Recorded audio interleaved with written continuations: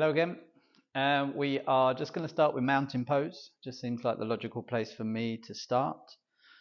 I'm going to encourage you to be discerning for your body. So I am not you. I am not your body.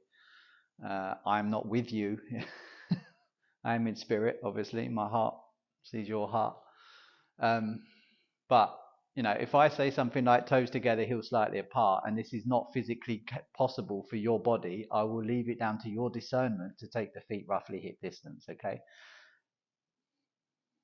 Feet parallel where possible. Again, if that's not possible for you, take the toes a little bit wider, okay? Over time, with the right engagement and the right functional movement, we can start to correct physical posture, okay?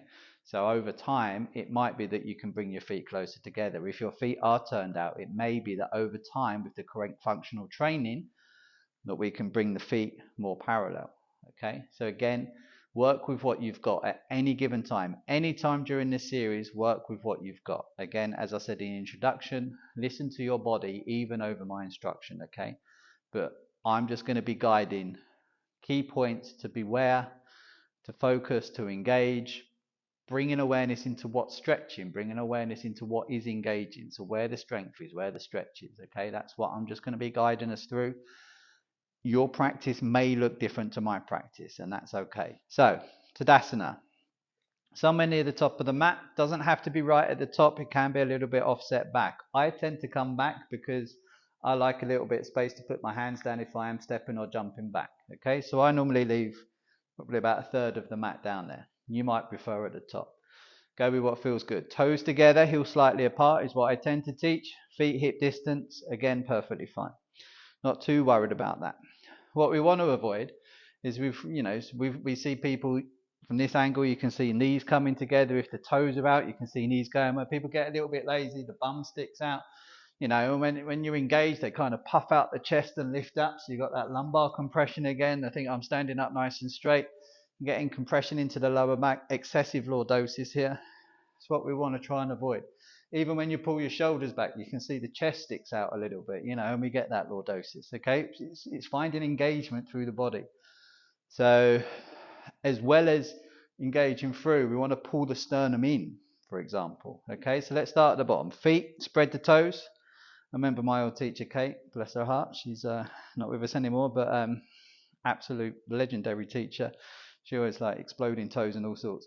But she always said, spread your toes. And I was like, how the hell do you spread your toes? But I'm getting there. After 9 years of practice, I'm getting there. So go work with what's available. Spread the toes, get a nice connection through the feet to the floor. Mountain pose. We want a nice, solid foundation.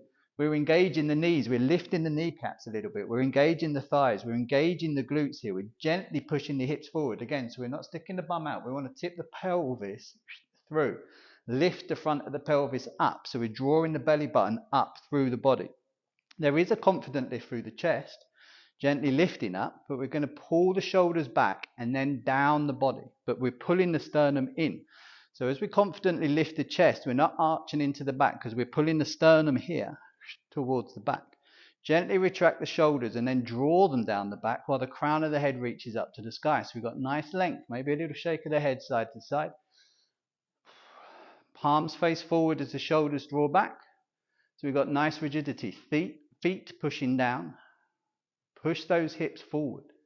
Gentle little pelvic tilt. Engage the core. Confident through the chest. The sternum pulls in. Crown of the head reaching up. Draw the shoulders back.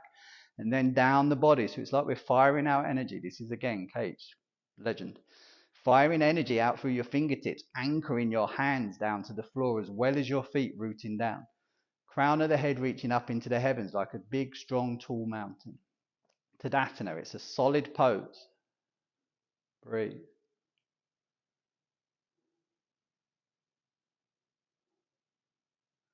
Observe what is engaging. Feel into the body. Feel into the pose. Get that mind-body connection. That yuj. That unity.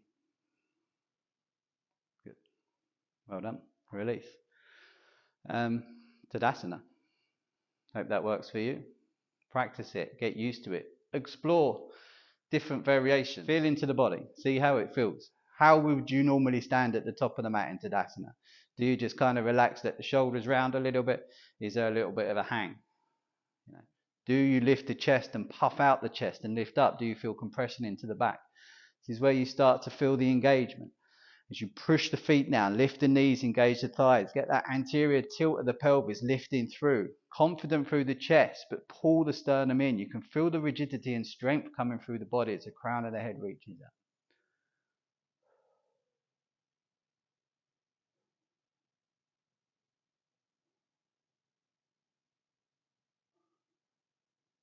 Nice. Well done. Enjoy your practice.